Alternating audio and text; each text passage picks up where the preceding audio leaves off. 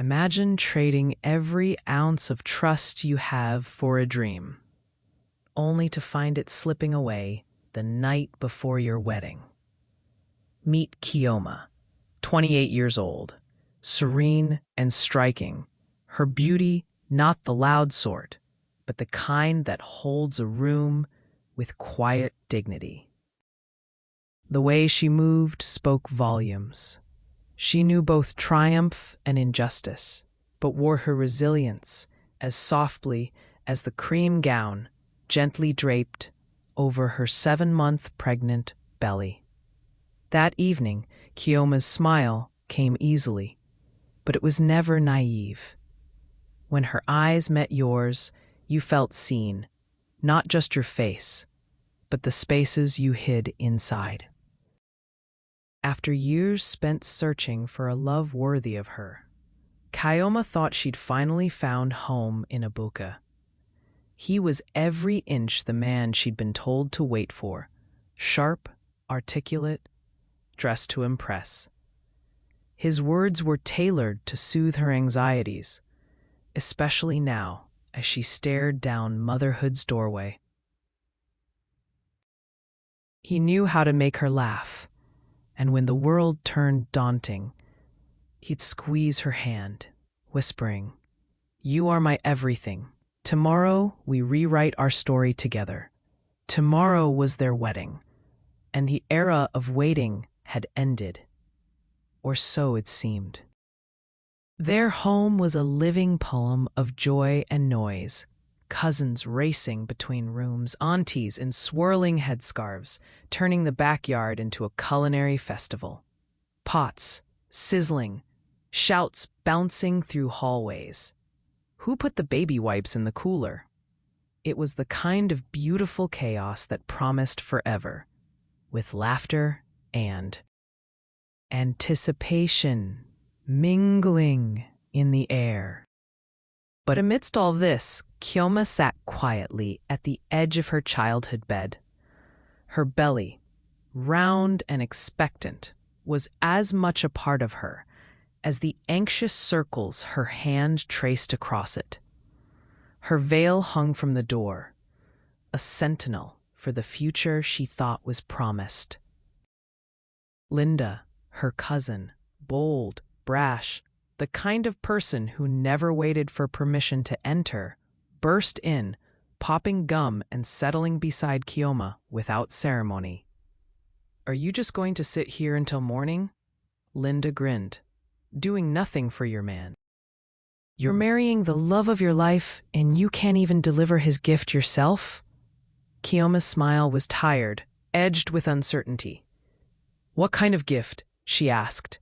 Linda rolled her eyes with dramatic flair. "The wristwatch you bought? Write him a note? Sneak it to him yourself. He's at the Mirari Hotel tonight." "Go blow his mind," Kioma laughed unenthusiastically, legs aching after a day of preparation. But Linda leaned in, voice low. "Make the effort. Do it for love." Kioma hesitated. Wouldn't it seem desperate, turning up uninvited? But Linda only laughed. "Tomorrow, you carry his name. You already carry his baby. You're the one who should knock on his door tonight." For a moment, Kioma weighed tradition against boldness, then stood. "All right," she said, "but just for a minute." Linda flashed a triumphant smile, the mischief in her eyes glowing. As Kioma slipped on her shoes and gathered her gifts, the world outside was unchanged. But for her, everything was about to shift. The Mirari Hotel was a gleaming, quiet presence under the dusk, its golden lights melting into the night. Situated not far beyond a busy fuel station and the imposing glass of a city bank, it looked precisely as a man like EBUBE would choose. Understated elegance Kiyoma's heart thudded as she stepped out of the Uber, clutching a small paper bag where a gold wristwatch and a folded note waited, heavy with the weight of intention. She walked with purpose, balancing her belly's burden with careful grace. At the reception, the desk clerk glanced up, her smile automatic but polite. Kiyoma tucked her nervousness under her best gentle greeting. "I'm looking for Mr. Ibuka. He checked in earlier?" The receptionist glanced at the screen, then nodded. "Yes, but he left word for no interruptions. Also, he's not alone tonight." Kiyoma felt the air shift. Her breath caught. "Not alone?" The receptionist nodded again. "He checked in with a woman." Kiyoma steadied herself with a forced smile, trained over years of disappointments. "Thank you," she murmured, stepping towards the elevator with practiced calm. But inside her, every possibility roared. Maybe a friend, a relative, someone from the wedding team. Surely not what her mind was spinning.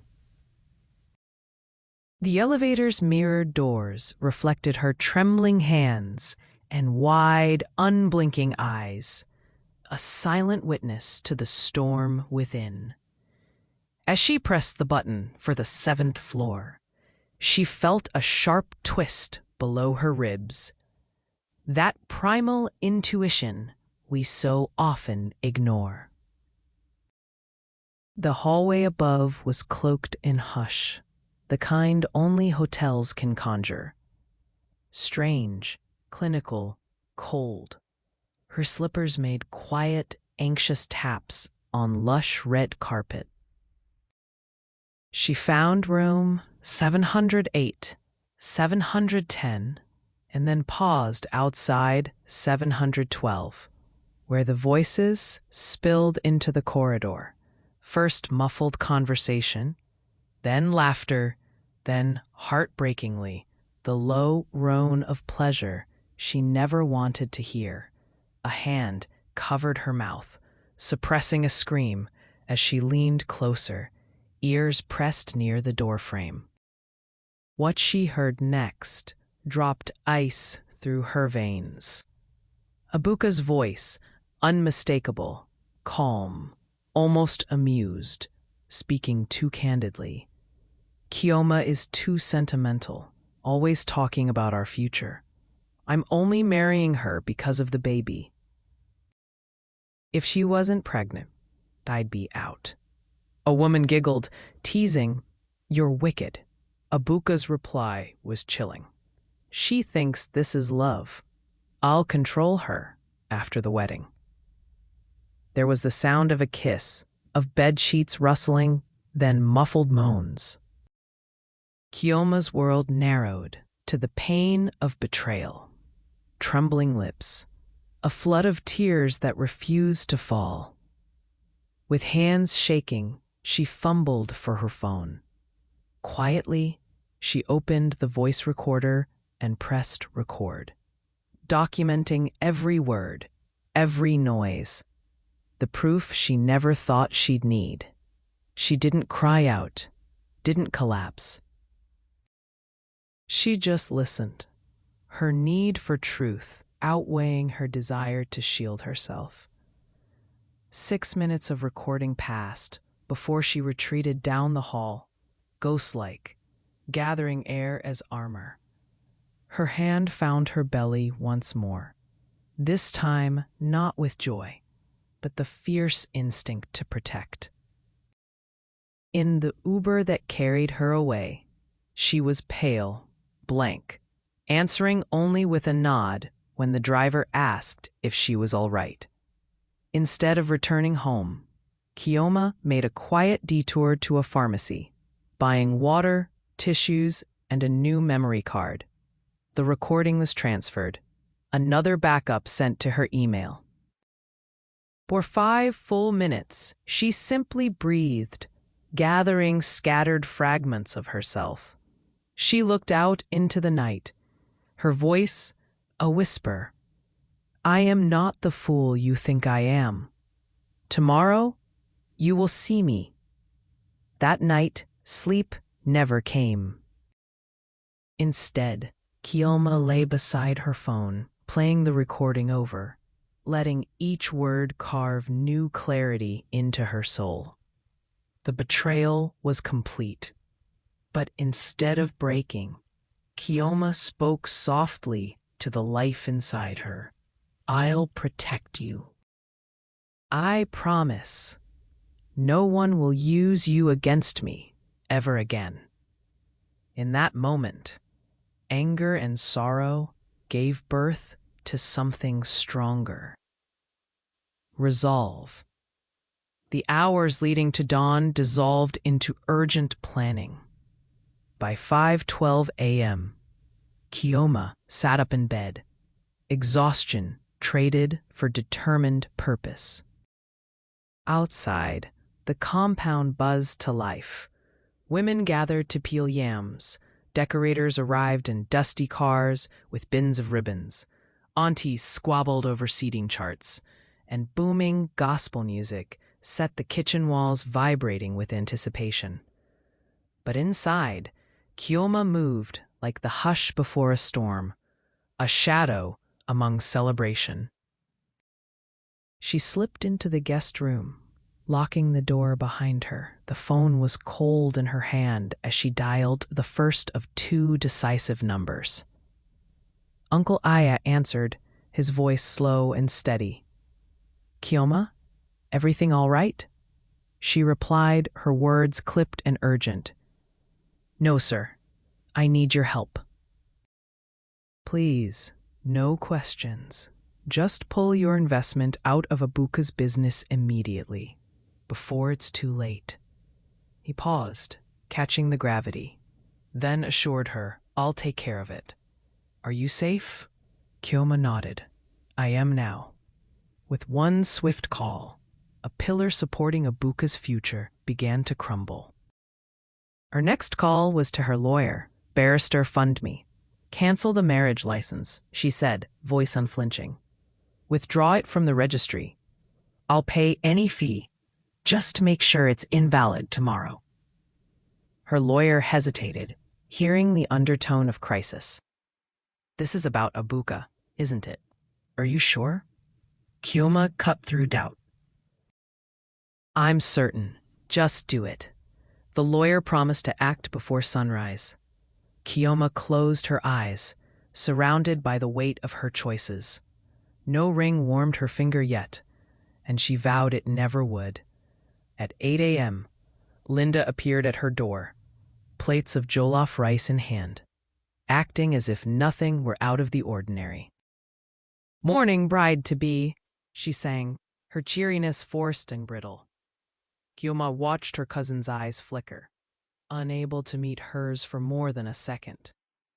Thank you, Kioma said, accepting the plate without a touch. Linda was practiced, sliding into conversation about nerds and wedding day jitters. Every word felt rehearsed, every compliment laced with guilt. Kioma didn't challenge Linda directly. Not yet.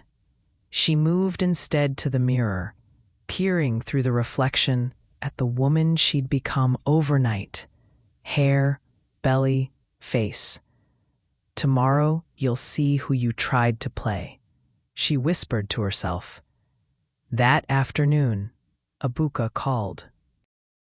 His voice glided in, smooth and affectionate, asking after her and the baby, spinning plans for drone footage and first dances. Kioma replied with guarded answers, playing her part while drawing up lists of the people she wanted to witness her victory. In the evening, her father visited, Bible in hand, praying that tomorrow's marriage would be filled with peace, love, and loyalty. Kioma, trembling, replied softly with an amen. But inside, her prayer was different. One for truth, bold and unrelenting. As sunlight crept through the windows the next morning, the world outside seemed oblivious to the storm brewing inside. Kioma sat in the makeup chair, face serene as the artist worked. "You're so calm," the lady noted.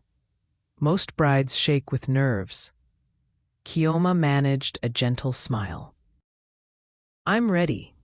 Her gown, a choice made with Linda weeks ago, shimmered quietly on the bed. Her phone buzzed. A message from her lawyer. "License canceled. Officially withdrawn. No marriage will take place today. Good luck." Kioma smiled, resolution firming in her chest. Downstairs, Abuka was the image of a dream groom, wine-colored suit, shoes shining, laughter ringing as he greeted guests. Linda, radiant in gold, played her part beside him. Through the window, Kioma saw them both, not with anger, but with a fresh, burning clarity.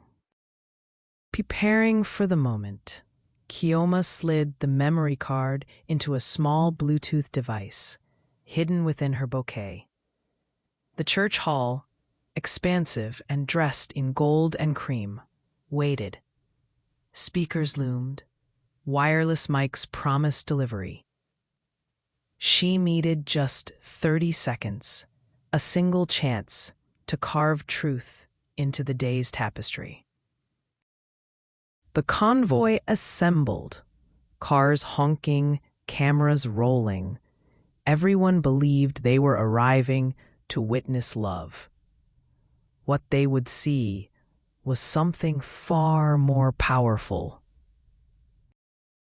Inside the church, everything glimmered. Flowers, ribbons, banners that declared, "Welcome to the wedding of Abuka and Kioma." Ushers guided guests, the choir tested mics. Everything seemed perfect. Outside, Abuka was a picture of pride, swapping jokes with groomsmen, his wristwatch catching sunlight. Even Linda, caught occasionally glancing his way, seemed to bask in a private victory, unaware that its price would soon be paid. Meanwhile, Kioma arrived, a vision in white silk, face veiled, makeup glowing with quiet power. Children shouted as her car pulled into the compound. Guests rushed for photos. Inside, her father's gentle voice steadied her. "Are you ready, my daughter?" Kioma replied, her voice measured. "Yes, Daddy, I am." As she stepped out, the church drew collective breath. Heads turned.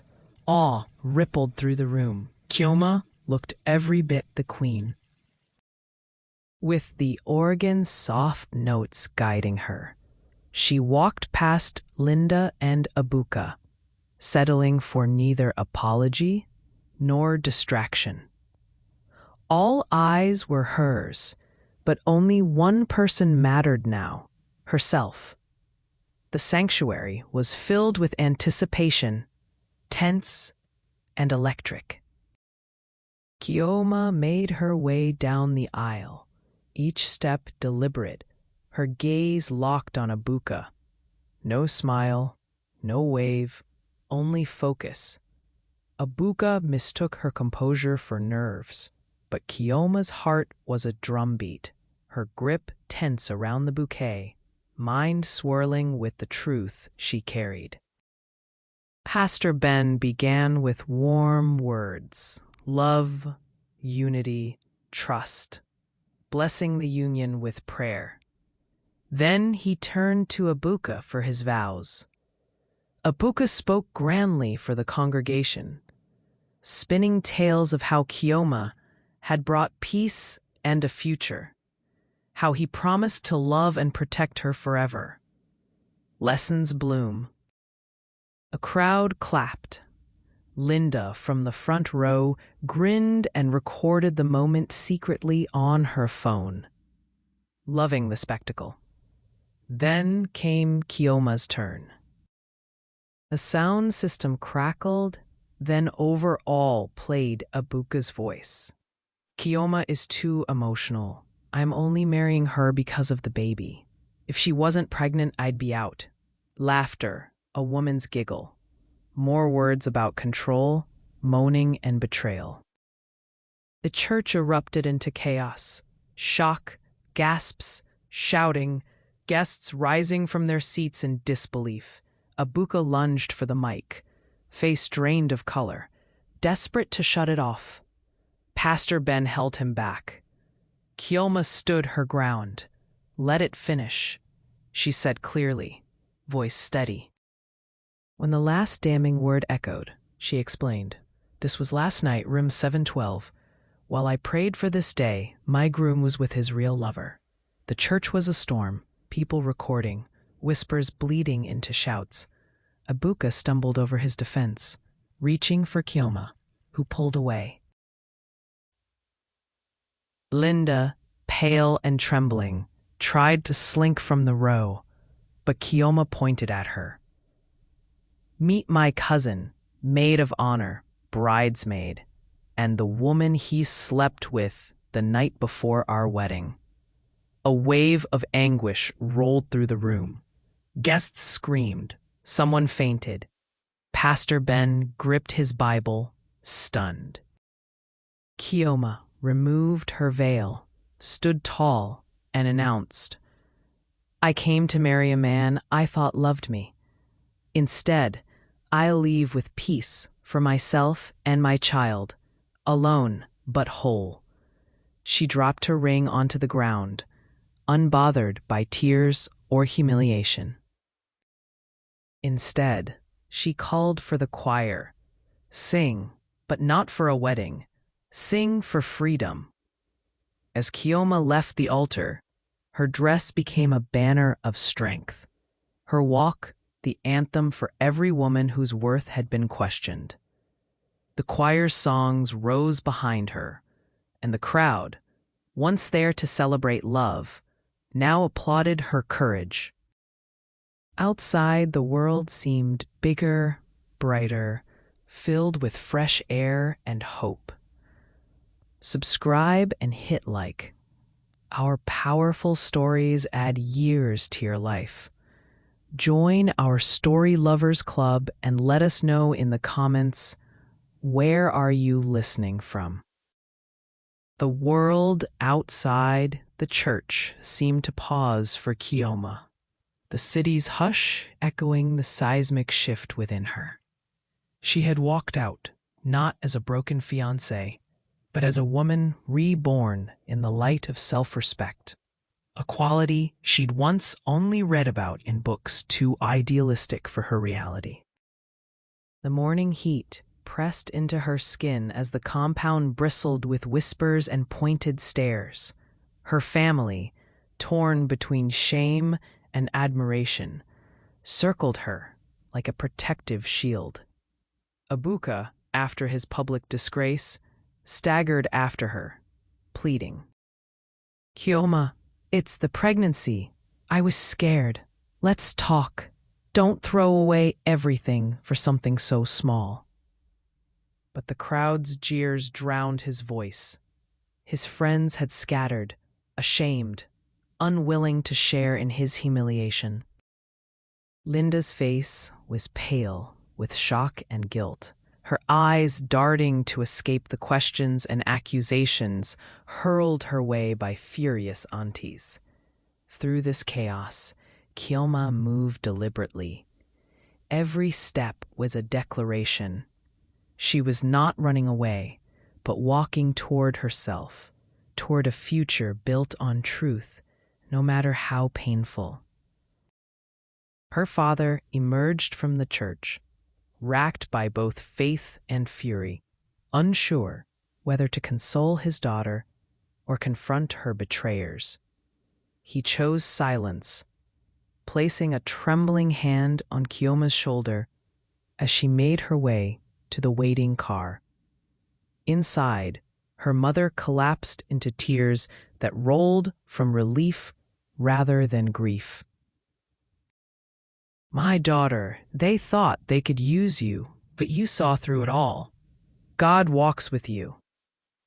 Cousins and village elders murmured, some embarrassed by the scandal, others emboldened by her strength.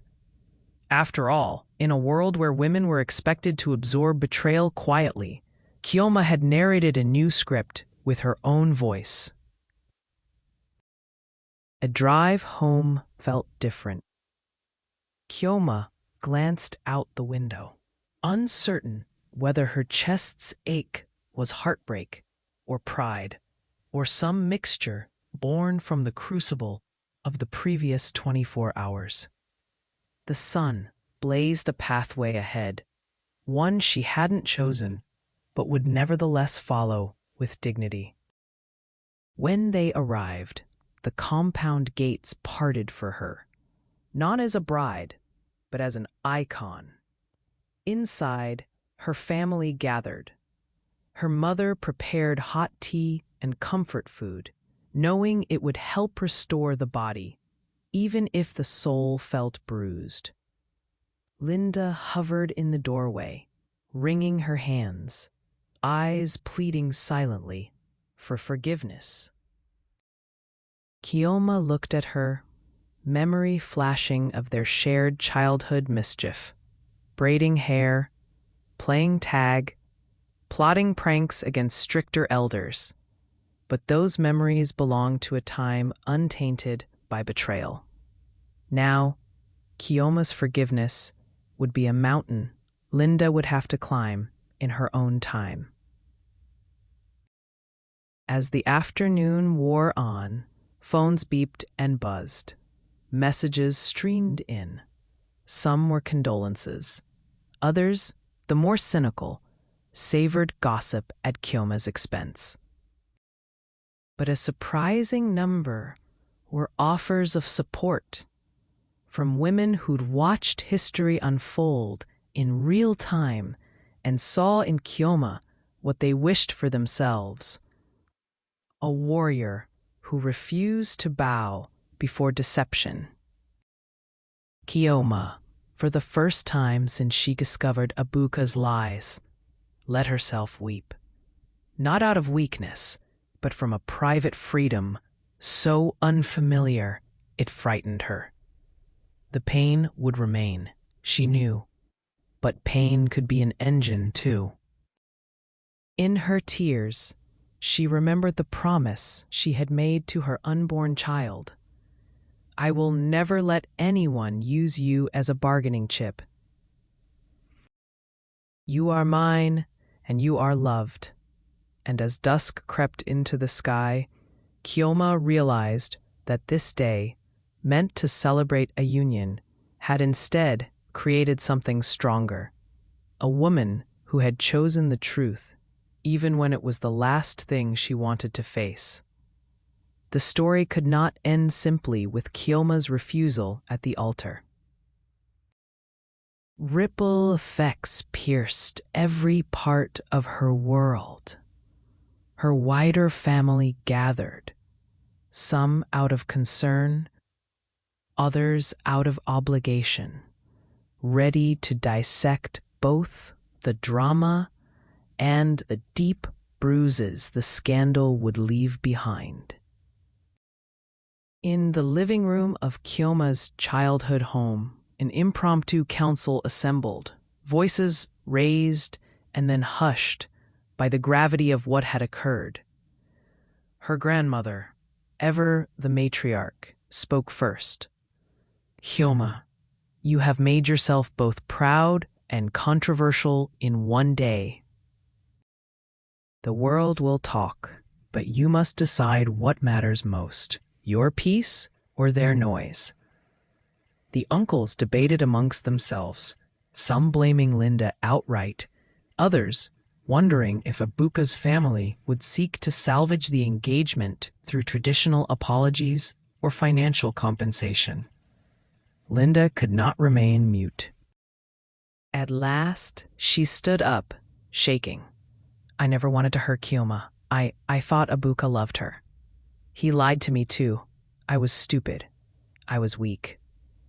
The adults pressed, their questions relentless, wanting to know if Linda had acted alone, whether others had aided Ebuka in veiling his intentions. But Linda lowered her gaze, tears streaking down her cheeks, admitting she'd become complicit by hanging around the wrong secrets.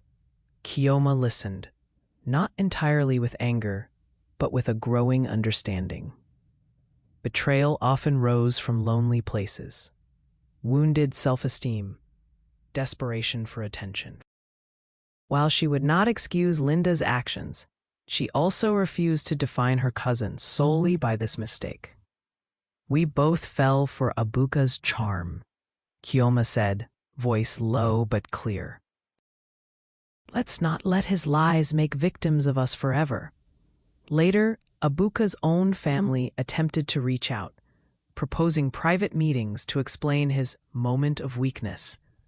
They sent relatives armed with apologies and promises, the kind meant to mend public reputation more than private wounds.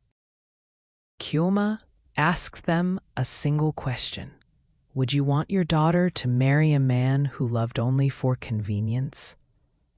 Their silence was answer enough. By nightfall, the compound was saturated with counsel and comfort, stern advice and soft praise. Kioma's mother offered the final word: let tomorrow begin with gratitude for this lesson, hard as it was. Do not let shame decide your story. Kioma, eyes red but resolute, nodded in agreement. Though she would carry the scars, she would never let them close her heart to new beginnings. News of Kioma's dramatic stand traveled swiftly, catalyzed by social media posts and video clips captured at the ceremony. Within hours, her story was trending. A hashtag was born, combining her name with words like strength and truth. The world, so often quick to judge and dismiss the private pain of women, turned its gaze to Kioma, not with pity, but with awe. Newspapers scrambled to interview her. Radio hosts debated her bravery, and local television aired sanitized versions of the recording that had shattered the wedding. The online world, flooded with commentary, could not agree on every detail, but the consensus was clear. Kioma had rewritten the language of self-worth for herself and for anyone watching. Strangers sent her messages, some men apologizing for the behavior of men, women confessing that they, too, had absorbed unfairness for far too long. A few, emboldened by her example, pledged to confront their own betrayals, to walk away from futures built on lies, no matter how much tradition or fear shouted against them. For Kioma, these reactions were heartening, but also overwhelming. She had never asked to be a symbol. Her only intention had been survival, honesty, love. Now her choices were dissected, debated, even idolized. She retreated from the spotlight, drawing close to her family, focusing on the gentle rise and fall of her baby's movements, listening to her own breath until anxiety faded into something softer. One afternoon, as she sat under the shade of her family's mango tree, her phone rang. It was an invitation from a local women's group asking her to speak at their next meeting. "You've shown us that courage is possible. Will you share your story in your own words?" Reluctant but curious, Kiyoma accepted, not as a celebrity, but as a woman who had learned that honor doesn't come from the ceremony, but from the choices we make in its aftermath. She stood before the group, heartbeat trembling, recounting the events not as a fairy tale gone wrong, but as a cautionary tale about intuition, loyalty, and the cost of giving away too much trust. The women listened, sometimes in tears, often nodding, moved by recognition more than empathy. They saw themselves in her, mothers, sisters, daughters burdened by secrets and silent compromises. By the end of the day, Kiyoma realized she had reclaimed something vital. Her identity, once threatened by Abuka's deception and Linda's betrayal, had been restored by her willingness to face the truth, public scrutiny notwithstanding. She was no longer just a fiancée, or a victim, or a trending topic. She was herself, unclaimed by anyone. If the week began with devastation, it ended with vision. Kiyoma, now more quietly powerful and grounded than ever, began to piece together a new future, one that did not rely on marriage for completion. Her mornings started earlier.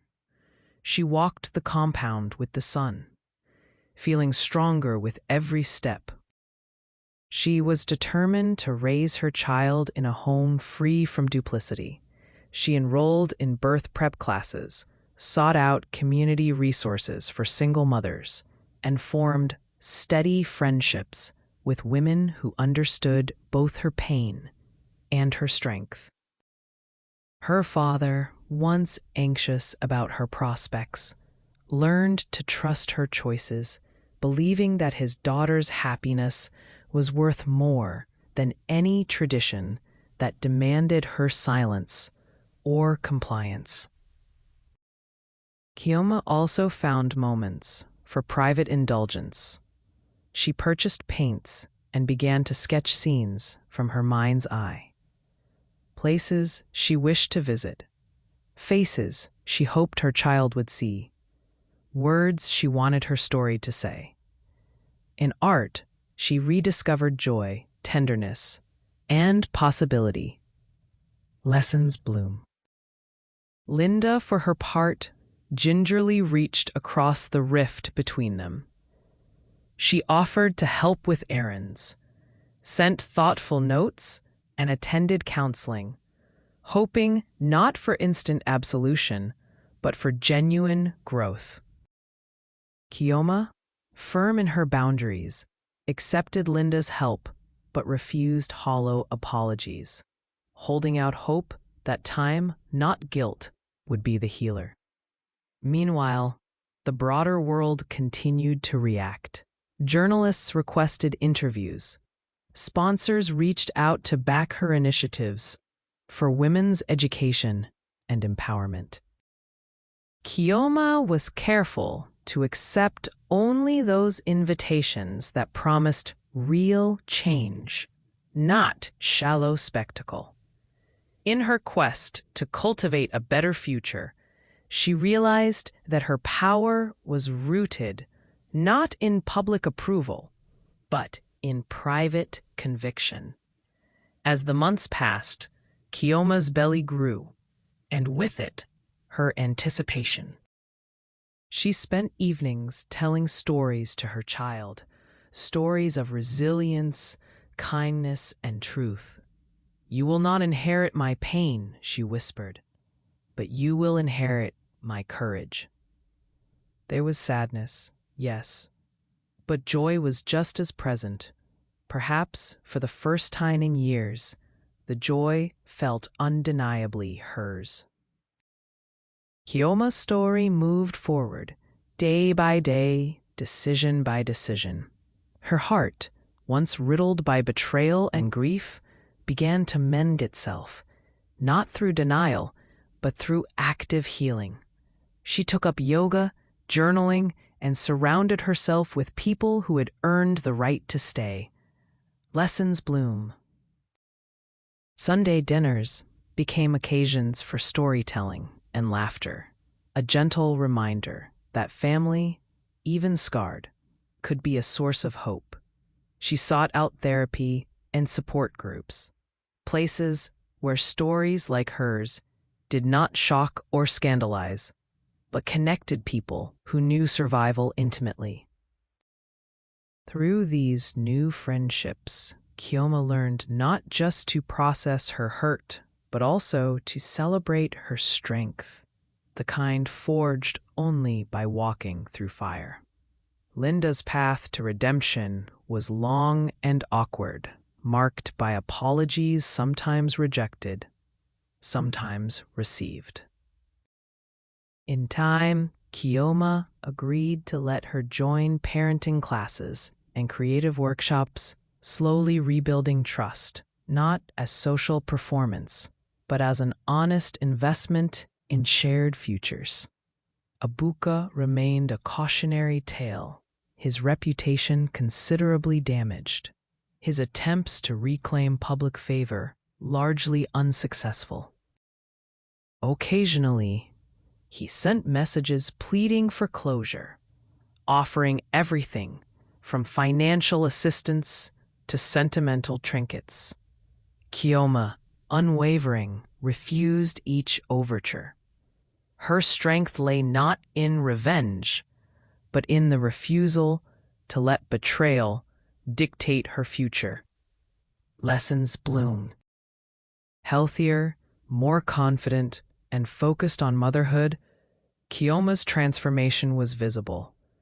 Neighbors commented on her radiant energy, her laugh, her unflappable calm in the face of challenge. Her story inspired others, but she remained careful to remind them healing is not one big act, but the small, daily decisions that prioritize self-respect. As the due date approached, the family gathered, throwing a shower, not for a wedding, but for a new beginning, the birth of Kioma's child. Decorations celebrated not just motherhood, but also the journey of resilience that had brought them all to this moment. Gifts poured in, guests brought love and wisdom rather than pity, and the mood was one of true hope. Kioma stood at the center, her belly round, her spirit open. She spoke softly, gratitude shining in her eyes. Though I lost a wedding, I found myself. This child is not my burden. They are my gift. In their honor and in mine, I choose happiness. I choose truth. The arrival of Kioma's child was a monumental milestone, not just in her own life, but in the story she had rewritten for her family and community. The days preceding the birth were filled with anticipation and gentle preparation. Unlike the frenzied, often ritualistic excitement that had surrounded her failed wedding, this build-up was softer, infused with genuine care, laughter, and the echo of her mother's wisdom, passing gently from one generation to the next.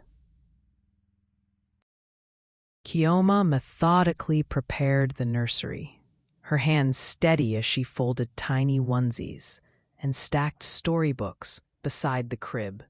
Every color, every sound, every piece of decor carried intention. A declaration that this child would be welcomed not with expectations of perfection, but with unconditional love.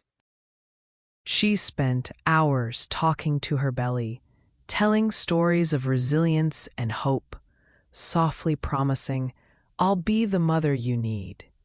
We will make a family filled with honesty, no matter what the world expects." On the day her water broke, the chaos of family mobilization was different from the past. This was a coordinated ballet, her father fetching towels, Linda pacing nervously, but with devoted attention.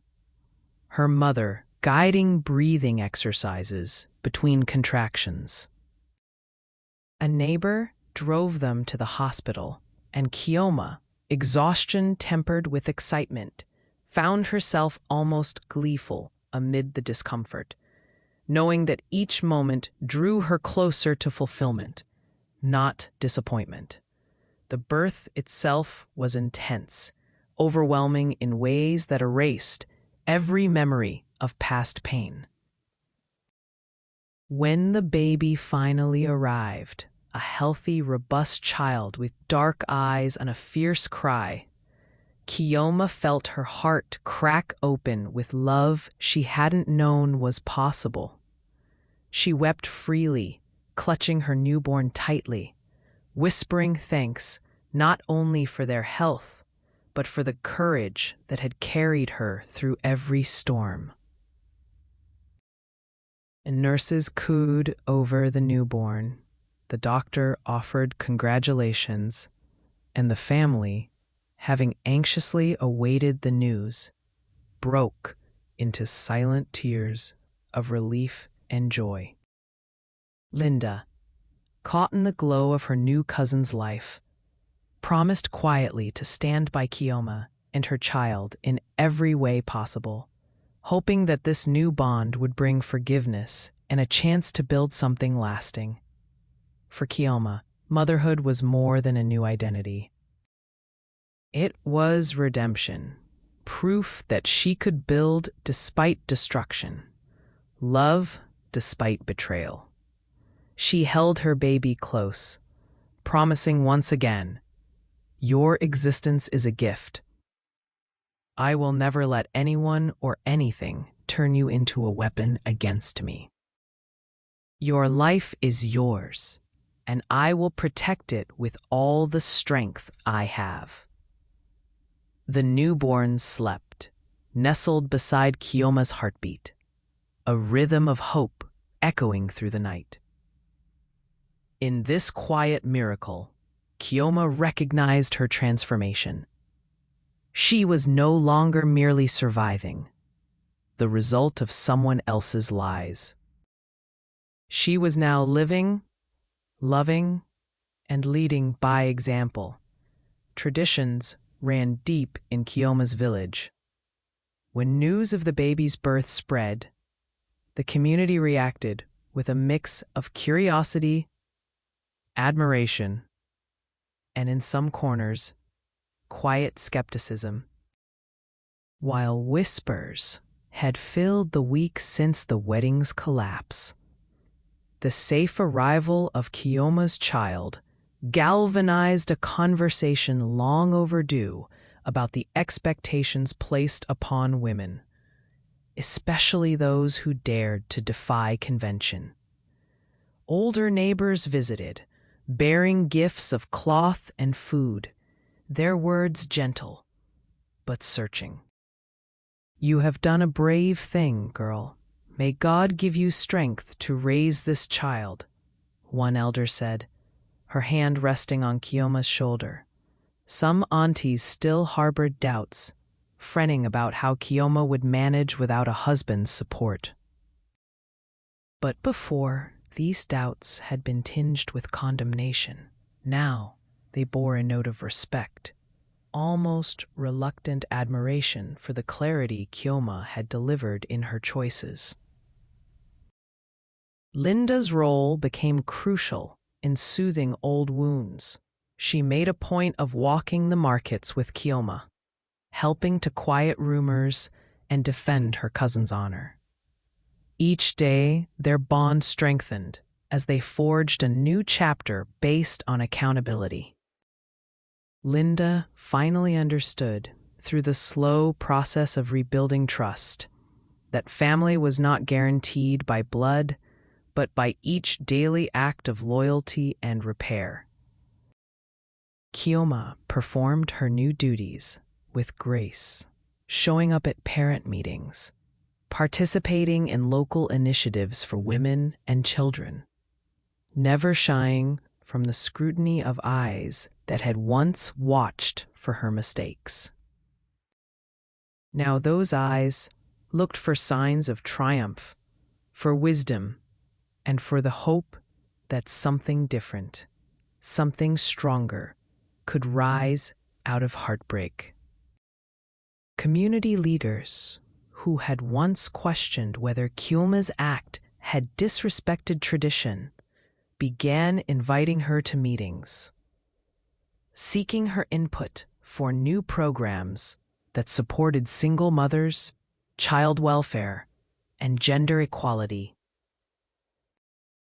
Younger women in the village, inspired by her courage, began to organize safe spaces, learning to advocate for themselves instead of surrendering their futures to unworthy suitors.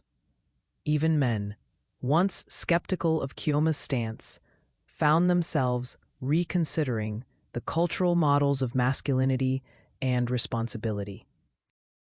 A few approached her quietly, seeking advice for their own sisters and daughters, recognizing that her story had exposed truths long buried by convenience and shame.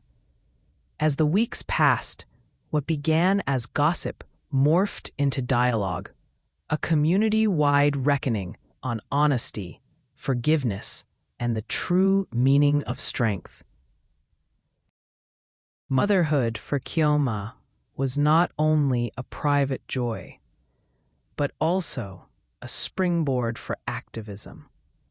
She soon realized that her experience, painful though it had been, positioned her uniquely to effect real change in her village and beyond.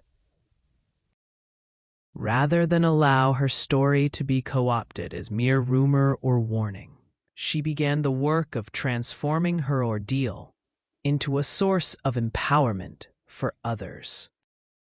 Taking inspiration from the women's group that first invited her to speak, Kyoma established a local organization focused on rebuilding the lives of women after betrayal, teaching not only skills for economic independence, but also the emotional resilience required to thrive. The curriculum included practical workshops, budgeting, legal rights, assertiveness training, and lessons in self-love that Kyoma herself had mastered only through fire. Linda embraced this mission enthusiastically, serving as a coordinator and mentor for younger girls. Lessons bloom. Together, they persuaded local businesses and religious leaders to provide resources and support, helping women find employment and safe housing when relationships faltered. The lessons Kyoma taught were not abstract. They were lived, embodied in the way she carried herself each day, in the honesty with which she described both her pain and her victories. Kyoma's father, once concerned about reputation, had become her proud supporter.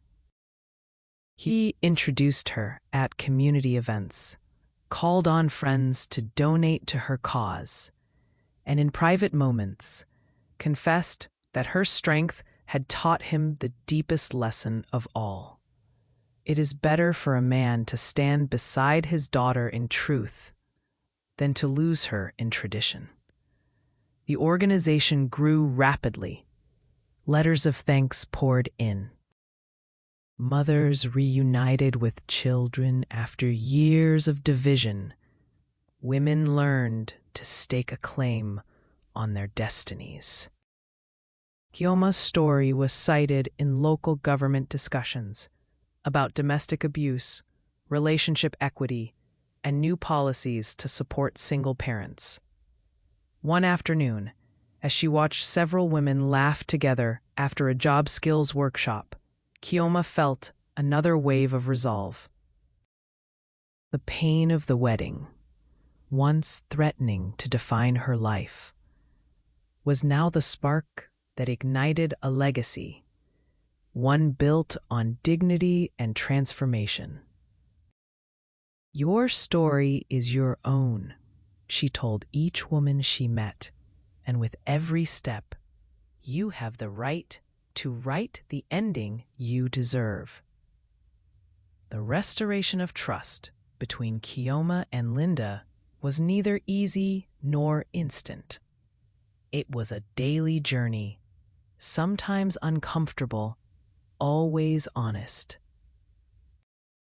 The two cousins met weekly for tea in the garden, a tradition that once had marked their shared joy, now repurposed as a platform for candid conversation and mutual healing.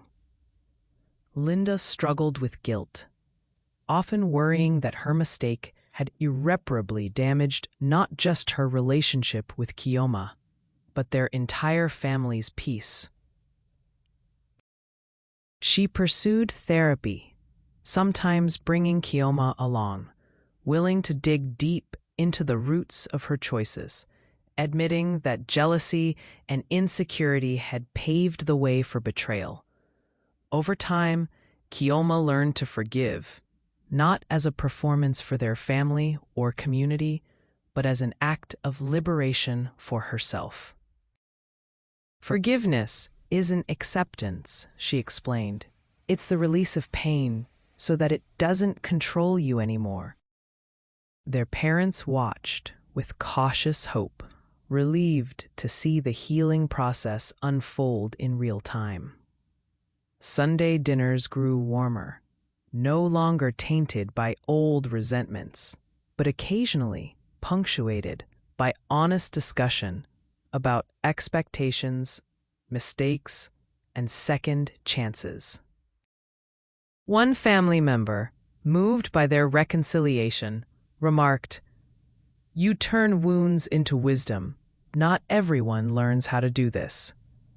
Kioma and Linda agreed to mentor younger family members, modeling conflict resolution and teaching that mistakes, while painful, could be the raw materials for understanding if approached with grace. The cousins became champions of honest dialogue, proving that family bonds, though threatened, could survive and flourish again. Months passed since the dramatic day at the altar. Kioma's world had changed in ways she could not have anticipated. She looked back sometimes, not to dwell, but to honor the distance she had traveled from uncertainty and heartbreak to wholeness and joy.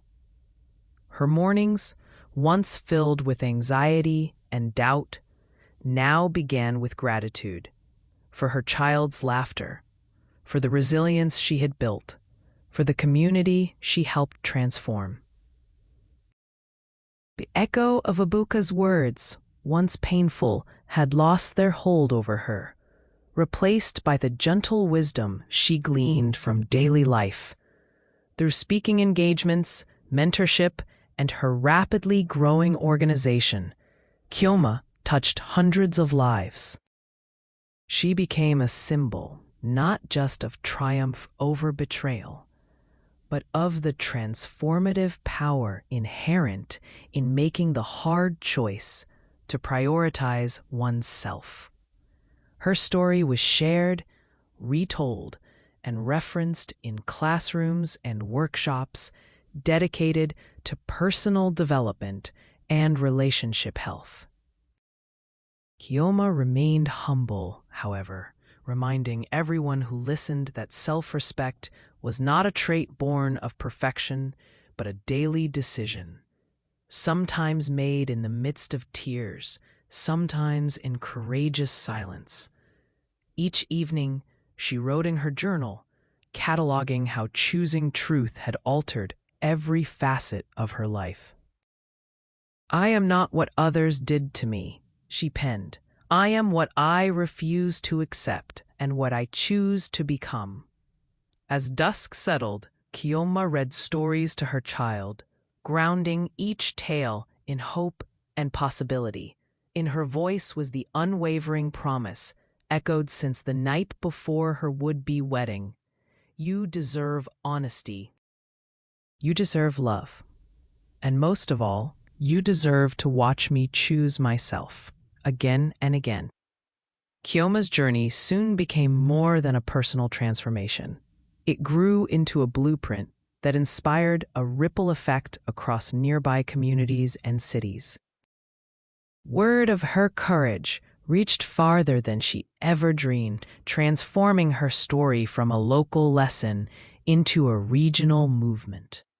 Women from neighboring towns arrived at her door or wrote letters seeking advice, comfort, and a place to learn how to reclaim their own dignity. For many, Kiyoma was living proof that revolution didn't always require banners or protests in the streets.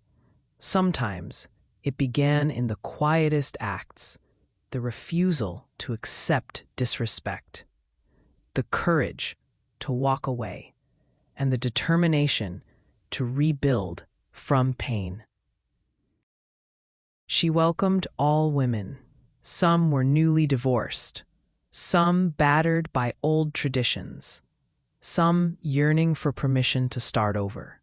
In Kiyoma's circle, permission was never needed. It was granted as a birthright. The organization she built flourished, offering counseling, legal support, scholarships, and crisis intervention. Each month, the group held an open forum, women sharing stories of betrayal turned to victories, weeping and laughing, sometimes in the same breath. The men in attendance listened, many for the first time, truly hearing how power imbalances and old expectations harmed everyone involved. Kiyoma remained at the heart of these gatherings, her patience and wisdom drawing people to her. She insisted that every story, no matter how messy, was worthy of a respectful audience. Her message was clear. Your voice is your power. If you feel broken, it's only because you've tried to carry more than your share. Let us help each other carry what belongs to us and leave the rest behind. Community journalists chronicled the movement's rise, and soon local governments took note, inviting Kiyoma onto committees aimed at protecting women and children. Lessons bloom. Her ideas were bold: create real consequences for betrayal, teach young people emotional skill, and make support systems easily accessible. Through these actions, the village's old rhythm began to shift. Children grew up in a place where honesty was modeled more than demanded, and where apology was seen not as weakness, but as responsibility. The ripples reached even older generations, bridging gaps of misunderstanding and showing that legacy could be both inherited and chosen. Kiyoma, once afraid of public opinion, now understood its only true power was the pressure to keep quiet. When she stopped fearing that, she helped everyone else find their own voice. The year following Kiyoma's child's birth brought a new kind of celebration to the village, a communal festival, not honoring weddings, but honoring resilience, restoration, and change. Whereas past gatherings centered around the strict rituals of marriage and family, this new celebration was born from Kiyoma's story and the collective need to redefine what truly mattered. Elders arranged for speeches and music in the central square, featuring poems and testimonies not only from Kiyoma, but from other women whose lives had changed thanks to her example. The event was vibrant. Children danced with ribbons, Drummers played songs both traditional and newly imagined, and the crowd wore clothes in hues of gold and purple, symbols of courage and transformation. At the heart of the celebration, Kyoma was invited to tell her story, but this time she spoke as a representative of many, not just herself. She called Linda to the stage, and together they recounted their shared journey from betrayal to healing. The audience listened, some with tears, some with hope, many with newfound resolve to repair old wounds in their own families. Young men and women seized on the opportunity to challenge legacy customs that hurt more than helped. Lessons bloom. Workshops sprang up, teaching consent, emotional safety, and the value of partnership over possession. The festival became a touchstone for yearly reflection, each anniversary marked by communal promises to uphold honesty, forgiveness, and support. Kyoma's child grew up watching their mother honored not for perfection, but for bravery in the face of adversity. For the villagers, this festival was not just a party, it was both mirror and lamp, showing them how tradition could evolve without being abandoned.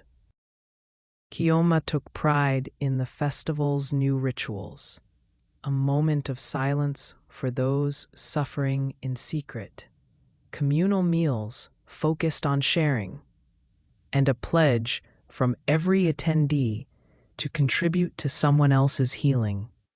In the coming year, even the church, once a symbol of unyielding expectation, embraced the festival, inviting Kyoma to help rewrite its teachings on marriage, family, and grace. Each celebration closed not with blessings for future unions, but for future peace. Kyoma marveled at how far her world had come, from restless anticipation to gentle, steady hope. If Kyoma's journey had taught her anything, it was that healing did not mean closing herself against love forever. The trauma of betrayal lingered, but as months became years, she found her heart opening, gradually and carefully, to the possibility of new relationships. This time, however, there was no rush, no hunger for validation. Kyoma's self-worth was rooted in experience and the legacy she built. She greeted new suitors with honesty and clear boundaries. If you cannot meet me in truth, you cannot meet me at all. Potential partners respected her standards, understanding that she would never again mistake flattery for genuine devotion. Lessons bloom. Linda joked often about playing matchmaker, suggesting friends and acquaintances she deemed worthy.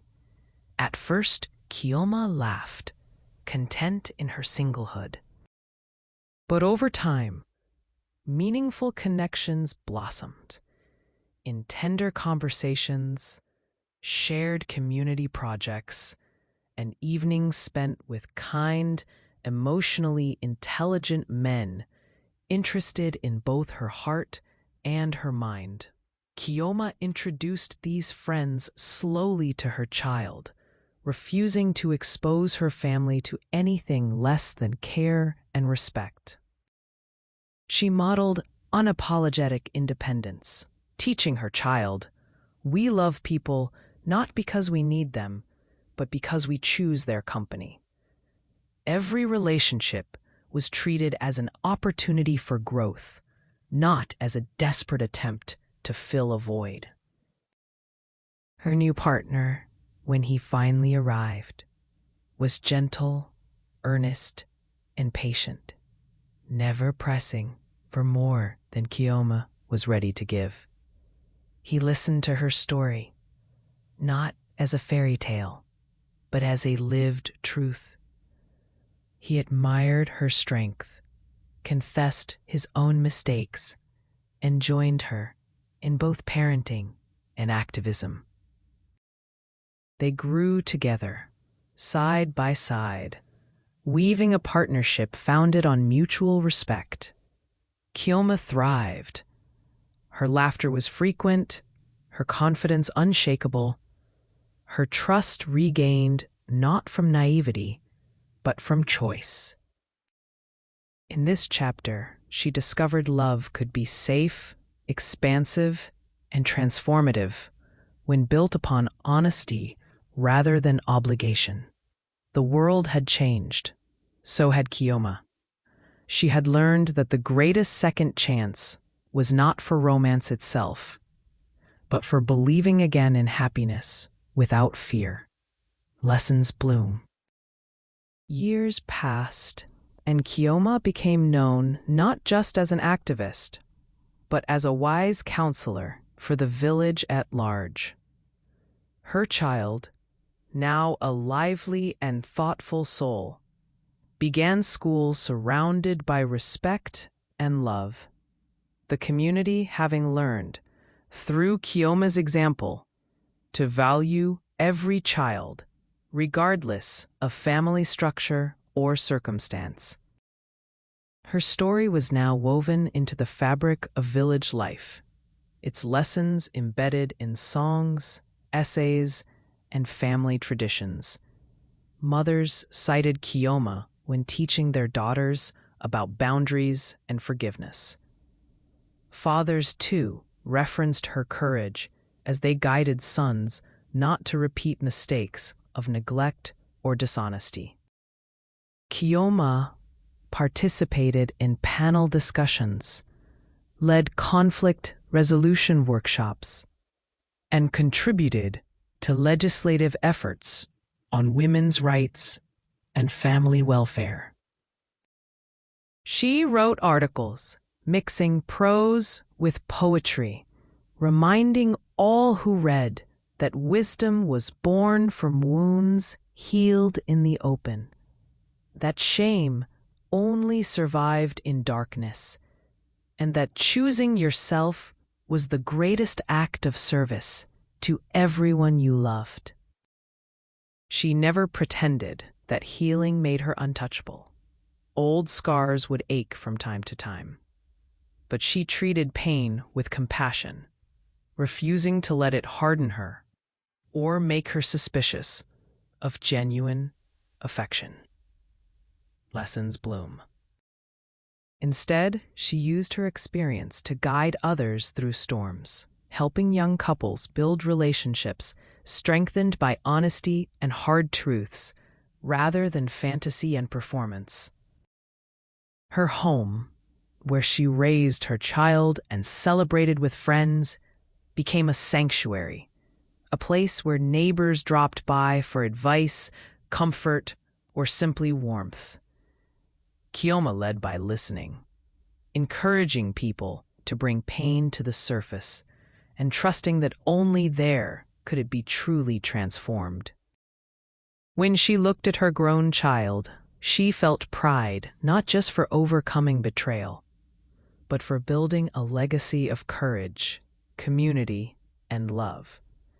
In the fullness of time, Kioma's story became less about one woman's fight for justice and more about the broader, unending struggle for dignity and truth in her community and beyond. Her legacy blossomed in hundreds of lives, children raised with respect, marriages forged in honesty, families restored by the practice of daily forgiveness.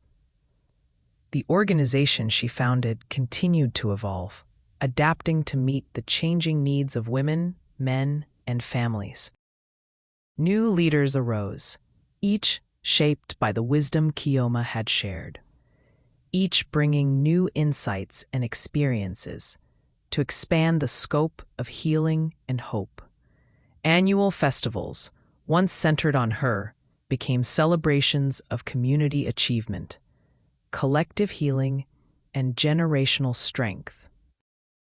Kioma herself remained a gentle force, a reminder that one person's refusal to accept injustice could spark transformation for everyone. She often sat on the veranda in the evenings, watching the sky shift, reflecting on what she had learned, that pain could birth possibility, and that facing truth might be the hardest, most fruitful task of all. Her child, now grown, led projects of their own, committed to education, fairness, and kindness. Kioma would smile, knowing that the story had moved beyond her hands, carried now by others, determined to push the world toward greater empathy and justice. And so, Kioma's story did not end in a church or with a single act. It endured in every heart it touched, quietly insisting that love must be brave, truth unwavering, and that with each day we hold the power to choose ourselves, our destinies, and the futures of those we cherish. With each sunrise, Kioma's world grew larger, brighter, and more beautiful. Her legacy was not a monument built of sorrow, but a living garden tended amid adversity and hope. A story always beginning anew.